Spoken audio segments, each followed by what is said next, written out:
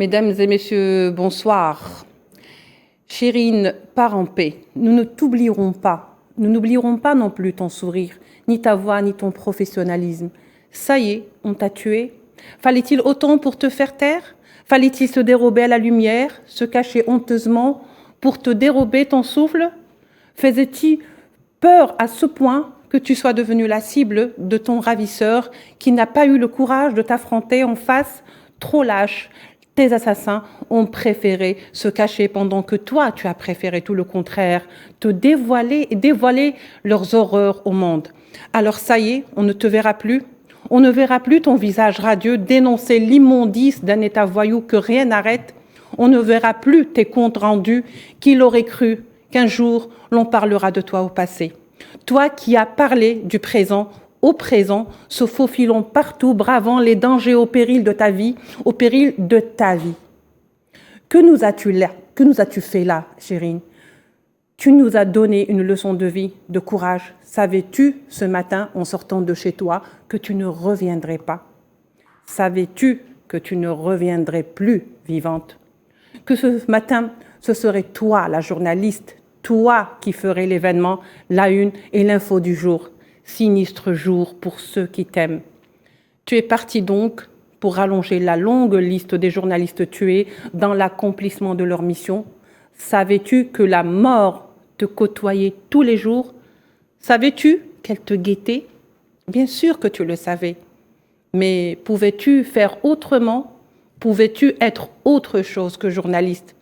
Et journaliste, tu l'as été jusqu'au bout. Combien de Chérine faut-il pour que ce monde borgne s'assouvisse?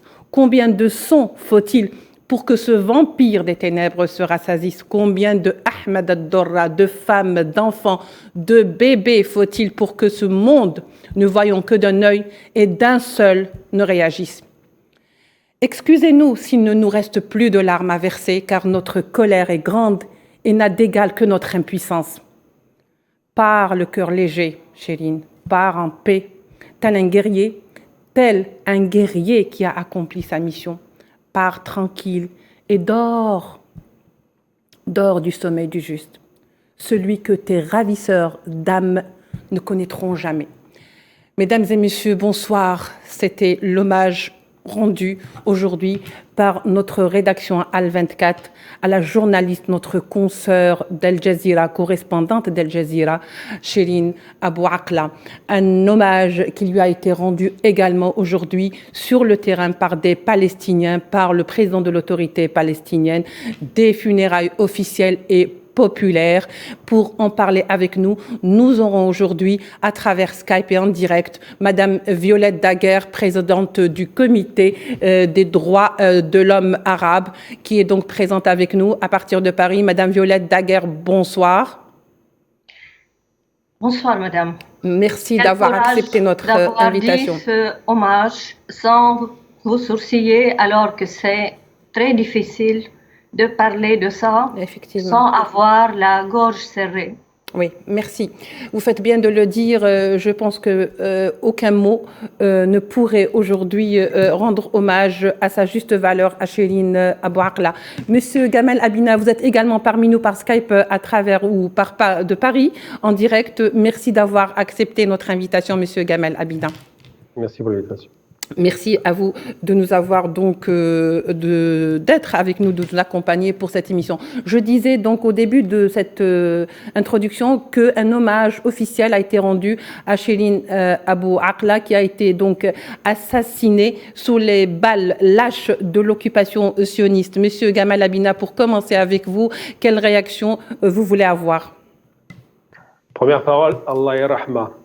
Paix à son âme. Oui, absolument. Elle a été assassinée, effectivement, alors pour plusieurs raisons, parce qu'on n'aime pas tuer les gens, on n'aime pas des témoins plutôt. C'était un témoin, elle fait partie de ces journalistes très connus au demeurant en Palestine, qui couvraient un événement à Jenin. L'événement, c'est toujours pareil, c'est la révolution palestinienne, qui cherche à recouvrer sa liberté. Et les forces d'occupation, que je n'appellerai pas israéliennes, mais sionistes, tout simplement, parce qu'il faut appeler un chat, qui ont une proportion à la lâcheté évidente, qui sont forts devant les faibles et faibles devant les forts, on l'a vu en 2006 au sud Liban. Les forces d'occupation n'aiment pas qu'il y ait des témoins, n'aiment pas voir des journalistes couvrir les événements, détestent Al Jazeera pour des raisons simples, c'est qu'Al Jazeera sont les yeux actuellement de la Palestine à travers le monde, et ont coutume d'assassiner des journalistes. Alors on parle beaucoup de la plus grande démocratie du Moyen-Orient, oubliant qu'il y a d'autres démocraties à côté qui existent aussi, comme l'Iran, mais surtout, on se souvient que depuis 67, depuis la défaite de 67 des armées arabes devant l'occupant israélien, devant l'occupant sioniste, avec le soutien occidental, 87 journalistes palestiniens ont été assassinés. J'utilise le terme à dessein, assassinés. Oui. Parce que quelqu'un a de sang-froid. Un fanion de sang-froid, mais oui, ce sont des criminels. Oui. Quand quelqu'un porte un fanion de la presse sur lui et qu'on lui tire dessus, c'est parce qu'on a une intention qui est un crime. C'est un crime qui n'a jamais été et qui ne sera jamais malheureusement puni. C'est un grand classique chez eux. Et depuis 2000, 55 journalistes. Il y a une accélération de l'histoire. Depuis la première intifada et la deuxième intifada, depuis 2000, ils ont assassiné 55 journalistes palestiniens qui couvrent des événements, qui donnent la vérité au monde, qui ne montrent pas une vérité déformée par la propagande sioniste. Oui. Donc c'est vrai qu'aujourd'hui, j'ai une pensée pour cette victime de 51 ans, journaliste très connu au demeurant, et pour sa famille qui malheureusement connaît aujourd'hui vraiment un funeste destin par rapport à cette femme qui fait un travail extraordinaire. Oui. Madame Violette Daguerre, vous souhaitez réagir? Je vous donne la parole. Madame Violette? Oui. Bien sûr. D'abord, Allah yarhama. Oui. Et courage à tous les journalistes qui vont continuer à faire ce travail tous les jours dans un pays qui n'est plus un pays où c'est bon de vivre. Il fait bon de vivre. Il fait bon de moi, mourir, je l'ai visité à plusieurs reprises, ce pays-là, et j'ai vécu avec les Palestiniens cette mort dans l'âme ou cette angoisse toujours présente par les attaques de l'armée israélienne la nuit et le jour. Et rien ne se produit après ça. Les gens perdent leur vie, parlent, crient, racontent leur histoire, mais on est en train de reculer de plus en plus et aucun droit n'est restitué à ces Palestiniens. Oui. Et les générations viennent les unes après les autres et on voit Mahmoud Abbas tirer l'épingle du jeu en lui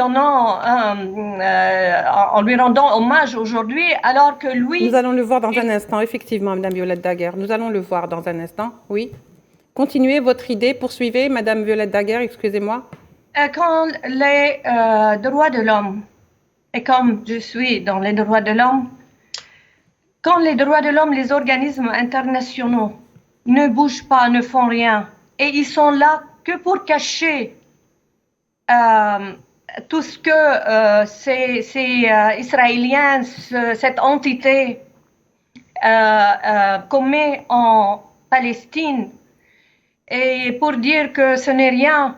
Et comment vous voulez que cette armée israélienne ne va pas commettre des atrocités tous les jours contre qui que ce soit, parce qu'ils savent qu'ils sont impunis et donc ils continuent à faire leurs exactions.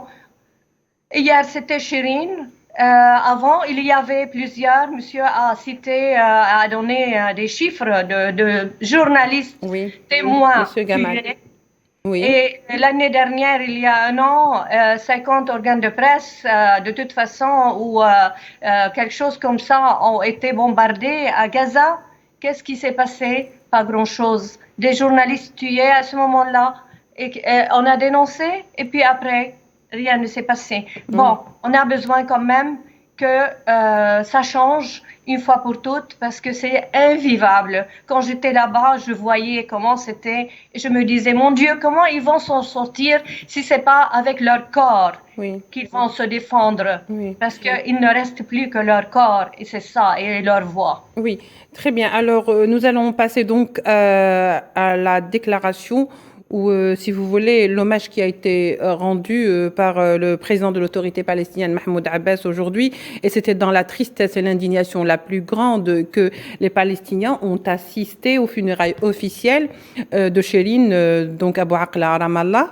Le président de l'autorité a prononcé l'oraison funèbre à la mémoire de Chérine. Alors, Monsieur Gamal Abina, le président de l'autorité palestinienne parle d'une enquête. Il exige qu'une enquête soit donc mise en place pour la CPI. Ce n'est pas la première fois que ce genre d'enquête est demandé et ce n'est pas la première fois non plus que ce genre d'enquête est mis aux oubliettes, Monsieur Abina. C'est normal parce que les gens oublient une chose essentielle, c'est qu'Israël a été créé par la France et l'Angleterre. Il faut arrêter les mythes selon lesquels Israël serait autogénéré par des organisations sionistes européennes toutes seules. On ne crée pas un État à la place d'un État sans avoir le soutien d'État, c'est clair. Oui. Il faut des avions, il faut des bateaux, il faut des infrastructures, il faut être capable d'apporter les populations là-bas. C'est l'Angleterre qui a fait le travail. Et c'est bien la conséquence des accords de Sykes-Picot qui ont donné la création de cette neuvième, comme je l'appelle, neuvième croisade pour contrôler la région. Donc effectivement, lorsque les Occidentaux, on leur présente, comme la CPI par exemple, la Cour pénale internationale, une enquête, ils n'ont aucun intérêt à condamner leur enfant terrible, ce petit monstre qui est très arrogant demeurant. Parce que là, ils jouent les malins. Ils jouent les malins parce qu'ils sont armés. Mais il suffit qu'une armée arabe intervienne et il n'y a plus personne. Et c'est vrai que ces enquêtes tombent à l'eau parce qu'ils ont besoin de donner le sentiment que finalement, les sionistes qui disent « ce n'est pas nous », aujourd'hui, ils ont quand même l'arrogance et une honte, mais sans nom, ces gens-là n'ont pas de dignité. L'honneur, ça leur parle pas. De dire que ce serait un tir palestinien. Comme si les Palestiniens sont bêtes au point de tuer les yeux de la Palestine, les gens qui témoignent pour eux. Parce qu'actuellement, il y a quand même une violence considérable qui s'est faite parce qu'il y a la guerre d'Ukraine. En ce moment, à Naplouse, oui. Absolument, un peu partout, oui, pas seulement à Naplouse. Et donc, depuis l'histoire de déclenchement, pas appeler ça intifada parce que maintenant c'est plus possible. Mais c'est vrai qu'il y a une violence qui a démarré. En même temps, c'est concomitant que la crise ukrainienne. Ils font le coup à chaque fois de violence qui leur permettent de profiter d'une actualité qui va éteindre cette actualité. Et ils prétendent que c'est les Palestiniens qui auraient tué cette malheureuse. Malheureusement pour eux, tout le monde se rend bien compte du ridicule de l'accusation. Ils ont fini par reculer. Mais si on demande une enquête, c'est quoi? C'est pour espérer que les gens aient de la sympathie pour eux. La seule possibilité pour la Palestine aujourd'hui de se faire entendre, c'est que, comme en 73, il y a un boycott total du pétrole et du gaz à destination, pas de l'Occident, d'Israël. Vous coupez l'alimentation et la guerre s'arrête. Oui. Alors très bien, Monsieur Gamal Abina. Donc je vous ai donné la parole. Nous allons revenir donc vers ces horizons ou cet horizon funèbre à la mémoire de Shirin Abu Akleh.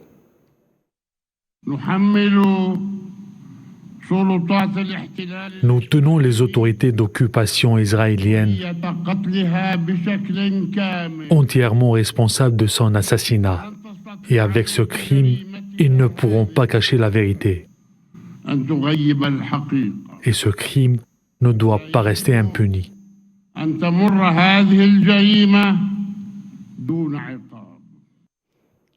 Très bien. Madame Violette Daguerre, alors vous venez d'entendre avec nous, si vous voulez, le discours de Mahmoud Abbas, le président de l'autorité palestinienne, qui fait porter toute la responsabilité sur l'entité sioniste ou l'occupation sioniste. Au fait, la responsabilité, tout le monde sait, je veux dire, c'est un secret de polichinelle aujourd'hui. On sait très bien que c'est eux les responsables, que c'est l'entité sioniste qui est responsable de l'assassinat de Shirin Abu Akleh. L'essentiel, c'est que faire ensuite? Oui, bien sûr, eux, ils le savent, bien sûr. Haaretz l'a dit aussi. B'Tselem, qui est une organisation de défense des droits de l'homme en Palestine aussi, qui est israélienne, elle l'a dit et elle a donné des preuves. Exactement. Donc, il n'y a pas à tergiverser là-dessus. Oui. Maintenant, lorsque des Palestiniennes, là qu'on a vu dans cette vidéo, et ceux qui sont autour de lui, de ce monsieur-là, et qui sont en train de travailler, disons, pour la sécurité d'Israël plutôt que pour les Palestiniennes et pour leur cause. Vous ne voulez pas que les Israéliennes fassent ce qu'ils sont en train de faire? Il n'y a plus que ces jeunes qui sont dans la rue, qui trouvent chacun le moyen de se battre contre cette occupation qui peut faire quelque chose. Oui. On n'a plus confiance dans qui que ce soit parce qu'on a vu les résultats. Oui, absolument, Madame Violette Daguerre. Monsieur Gamal Abina, vous ne pensez pas qu'aujourd'hui, on s'éloigne de plus en plus du droit international, et ça c'est une évidence, ce qui n'est plus à démontrer. Alors, on est très loin de cette idée des deux États, donc, et cela est presque, je dirais, déclaré de manière très ouverte. Alors, qu'est-ce qui a donné autant de force aujourd'hui à cet entité sioniste pour que même le fait de dénoncer, qui est d'ailleurs une des manifestations les plus faibles de la protestation, devient quelque chose presque d'inexistant aujourd'hui, Monsieur Gamal Abina? Vous savez, quand on assassine des journalistes, c'est qu'on ne veut pas que les crimes se voient. Quand on bombarde Al Jazeera, par exemple, l'année dernière à Gaza, c'est pour ne pas que les journalistes s'expriment. Quand une femme qui a travaillé 24 ans à Al Jazeera est assassinée, alors que c'est vraiment une figure très connue, c'est parce qu'il y a un problème. Donc pourquoi est-ce que, vous posez la question, une vraie question en substance, pourquoi est-ce que ces gens, je parle des sunnistes, ne sont jamais condamnés? Oui, l'impunité totale. L'impunité totale parce que c'est le bras armé de l'Occident. Qui va les condamner? Depuis que Nasser a fait sa guerre, depuis Nasser a perdu en 67, on nous a imposé, je parle du monde arabe qui n'avait pas voix à la parole puisque l'État d'Israël était créé sans le consentement des Arabes qui étaient pour la plupart colonisés. Eh bien, on nous a imposé l'idée selon laquelle, qui est une idée ahurissante, je sais même pas, même les Palestiniens sont tombés là-dedans malheureusement parce qu'ils sont tellement en difficulté aujourd'hui qu'ils essaient d'avoir un minimum de négociations. On leur a dit, vous devez revenir aux lignes de la défaite, en l'occurrence, de 67. On leur dit, vous devez... De la Nakba. Non, 67, c'est pire. La Nakba, c'était avant, c'est 48. Oui, c'est-à-dire 67, oui. 67, c'est la première défaite sérieuse des Arabes face à Israël. Oui. 56, c'était une guerre de plusieurs États en plus d'Israël. Et donc, une défaite, M. Gabina, juste deux petites guillemets, une défaite dont l'ONU a joué un grand rôle, hein, avec le cessez-le-feu, oui. Pour que, voilà, pour qu'on ne fassions pas dans l'autoflagellation.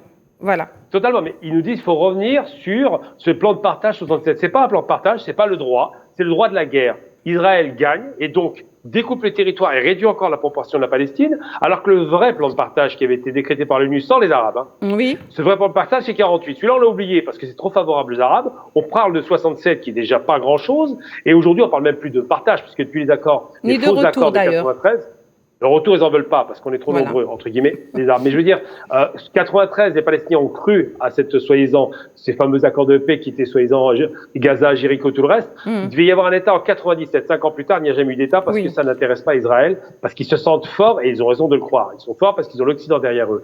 Mais une chose est certaine aujourd'hui, ce qu'on appelle les accords de paix et le retour aux lignes de 67, même là, il y a un problème de droit. Ça ne correspond pas au droit, mais au droit de la force. Donc j'ai envie de dire simplement que si Israël se sent impunie, c'est parce qu'elle a les plus grandes puissances derrière elle mondiales, la France, l'Angleterre, les États-Unis. C'est tout, ni plus ni moins. Et cette impunité est liée au rapport déséquilibré de force qui perdure depuis maintenant plus de 70 ans. Oui. Alors, Madame Violette Daguerre, pour un petit peu revenir sur les conditions dans lesquelles s'est déroulé cet assassinat par sniper de Chérine Abou Akleh, vous ne pensez pas que quelque part, c'est un assassinat bien planifié pour envoyer un message justement aux Palestiniens, bien sûr au monde arabe, concernant le travail que faisait cette dame, parce que là on ne peut pas parler de dommages collatéraux. Je veux dire qu'elle a bien été prise pour cible. Tout à fait. Les photos qu'on a et les vidéos qu'on a reçues, ça le montre très bien. Et même le journaliste qui était avec elle et qui était par terre, et là on l'a vu tout à l'heure, lui il avait parlé, il avait dit que lui, si on l'a touché, c'est peut-être pour cacher le fait que c'était elle qui était visée. Qui était visée, oui, absolument, oui. Et l'endroit où elle a été visée, c'est un endroit, c'est pas par hasard qu'on peut toucher un endroit comme ça alors qu'elle avait sur la tête son casque. Le casque et puis le gilet pare-balles. Donc, c'est pas possible. Voilà, mais bon, presque. Mais peut-être qu'il y a quelque chose dedans aussi pour... Enfin. En fait, je crois que, pardon, Madame Daguerre, mais je crois que porter un gilet presse aujourd'hui en Israël, c'est effectivement se mettre au devant de la scène pour être la cible favorite, finalement, apparemment. Je pense surtout que, bon, cette femme-là, elle devait faire une correspondance à 7 heures du matin et elle était sur les lieux pour se faire. Il voulait pas que des journalistes, surtout elle peut-être, et peut-être qu'il y a un message pour Al Jazeera. On va le savoir peut-être dans les jours qui viennent. Voilà, qu'est-ce qu'ils veulent dire aussi, et pourquoi Al Jazeera et pourquoi la correspondante d'Al Jazeera, et vous pensez qu'il n'y a que Shirin Bouakli qui parlait de ce qui se passait, il y avait d'autres aussi présents et qui parlaient et révélaient au monde aussi ce qui se passe là-bas. Voilà. Donc, il y a quelque chose là qu'on a à découvrir, quel message il voulait faire, et puis de toute façon, comme il y a cette impunité, donc ils s'autorisaient. Mais maintenant, ils ont vu les réactions du monde entier, et dans le monde arabe surtout, ils ont commencé à dire des choses contradictoires pour peut-être... bon, moi j'ai reçu quelque chose aujourd'hui, je ne sais pas si c'est vrai ou pas, qu'ils ont dit à son frère, qu'ils sont venus voir son frère pour lui dire on te paye beaucoup d'argent, mais essayez d'apaiser la situation et de ne pas être sur Al Jazeera. Alors je ne sais pas, moi je ne peux pas prendre argent comptant, tout ce qu'on reçoit. Ça reste, oui, une information à vérifier quand même, oui, voilà. Mais ce n'est pas, voilà, on peut pas, c'est-à-dire que c'est envisageable, je veux dire, ce n'est pas à écarter, quoi. Tout à fait. Rien d'étonnant qu'il fasse marche arrière après avoir vu quelle réaction ça a suscité. Cette femme-là, elle a eu des funérailles comme un chef d'État, et puis beaucoup plus même, parce que bon, avec l'amour, l'affection que tout le monde lui a témoigné, cette femme qui s'est dédiée corps et âme à sa mission et qui était sur les lieux avec les gens tous les jours et pas en tant seulement que correspondante. Je l'ai vu dans un dernier interview, quelqu'un est venu lui poser des questions. Elle était devant Al-Aqsa là dernièrement. Et elle était avec les gens et elle disait bon qu'elle fait attention, mais quand même elle est là pour témoigner aussi de ce qui se passe à Jérusalem et en Palestine. Donc voilà, cette femme-là, elle a fait son devoir jusqu'au bout, elle était persévérante, elle était intelligente avec les mots qu'elle utilisait, mais elle était cœur et âme avec cette cause-là qu'elle défendait. Alors peut-être on ne veut pas de ces gens-là, et il faut qu'ils soient absents des couvertures, parce qu'il ne faut pas montrer ce qu'ils sont en train de faire. Et alors peut-être qu'elle a préservé Jenin hier, par sa mort, d'une attaque qui aurait fait peut-être encore des désastres. Voilà. C'est-à-dire que le pire aurait pu arriver hier à Jenin, n'eût été donc ce martyr de Shirin Abu Akleh.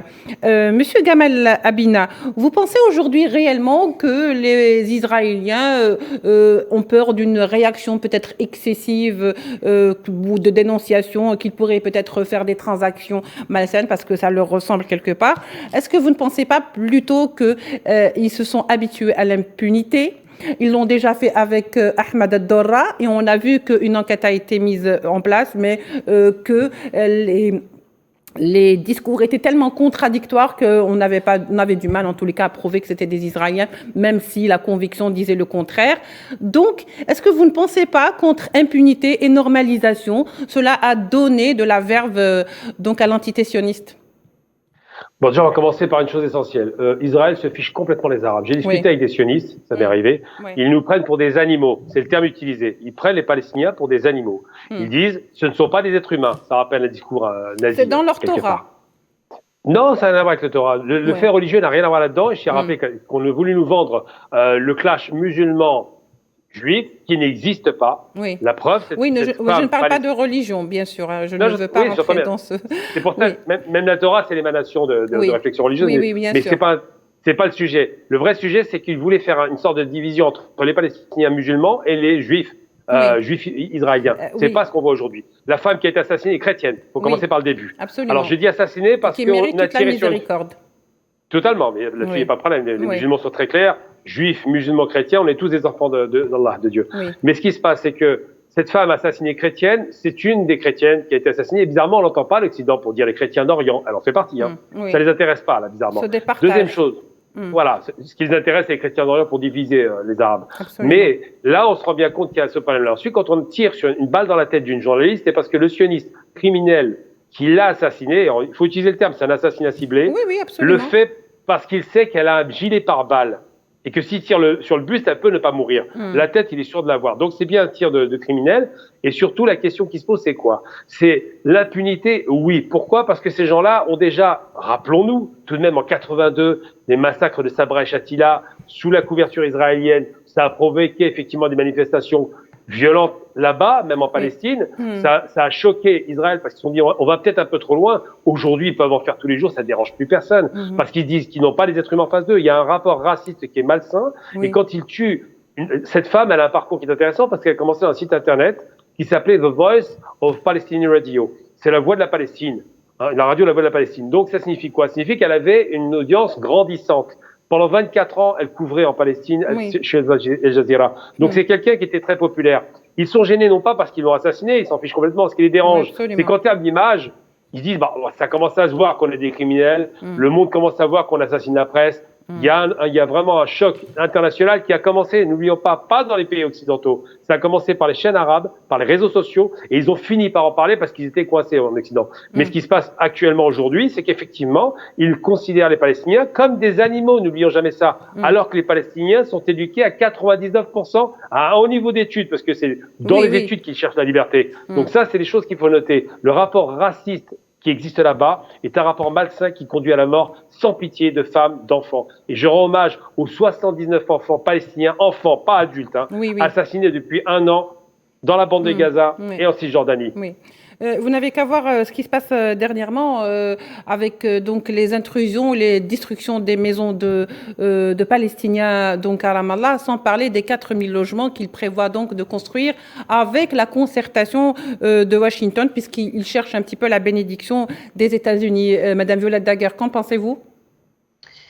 Écoutez, je vais peut-être pas être d'accord avec Monsieur Gamal pour une fois. Je crois que d'abord, c'est vrai que c'est pas que les Palestiniens ou les Arabes qui sont des animaux, mais maintenant, c'est tout le monde qui, de plus en plus, et on l'a vu avec la guerre bactériologique, biologique, autres et autres, comment ils veulent attenter à la santé et à la vie des gens, d'accord?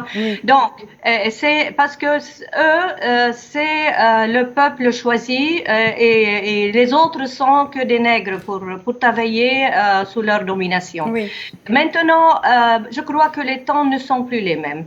Je ne pense pas que la situation va le rester longtemps. Je pense que ça a commencé à bien changer et que il y a un tournant quand même. Il y a quelque chose qui se passe au niveau international, au niveau régional, qui prédit, qui dit elle a fait paix à son âme, elle a fait son travail. Maintenant nous, qu'est-ce qu'on va faire? Et je crois que nous et les autres qui sont là dans une position où ils peuvent avoir un mot. Je pense que la situation ne va pas rester là où elle est aujourd'hui. Je pense que des changements vont s'opérer par la force des choses parce qu'il va y avoir des négociations parce que ça peut plus continuer comme ça et parce qu'Israël se sent menacé de plus en plus aujourd'hui avec tout ce qui se passe et elle n'arrive pas à maîtriser la situation et parce qu'il y a aussi des enjeux internationaux qui font que ça va ils vont essayer de trouver une nouvelle situation avec des négociations à un niveau assez disons, international et pas que chez nous seulement. Merci beaucoup, Madame Violette Daguerre. Voilà, il ne nous reste pas beaucoup de temps, moins d'1 minute. Je remercie mes invités, Monsieur Gamal Abina, d'avoir donc participé à notre débat. Demain, ça sera notre jour où nous poursuivrons justement sur la question palestinienne. Monsieur Gamal Abina, vous êtes expert en questions internationales. Merci à Madame Violette Daguerre également, qui était. Vous êtes toujours présidente du Comité arabe des droits de l'homme, Madame Violette Daguerre? De la Commission arabe des droits humains, voilà. Oui, je suis Il le faut. Voilà, très bien. Donc, merci pour votre contribution. Juste un petit détail, puisque tout à l'heure, vous me parliez d'utilisation d'armes non conventionnelles. Effectivement, il paraîtrait que selon le médecin légal qui a examiné Chérine Abou Akleh, les armes ou la balle qui se trouvait était une balle non conventionnelle. Mesdames et messieurs, merci de nous avoir suivis pour cette émission spéciale consacrée à la Palestine et à l'assassinat de Chérine Abou Akleh. Dans un instant, à 19h, vous retrouverez le journal qui vous sera présenté par Abdelkader Idrieff. Merci.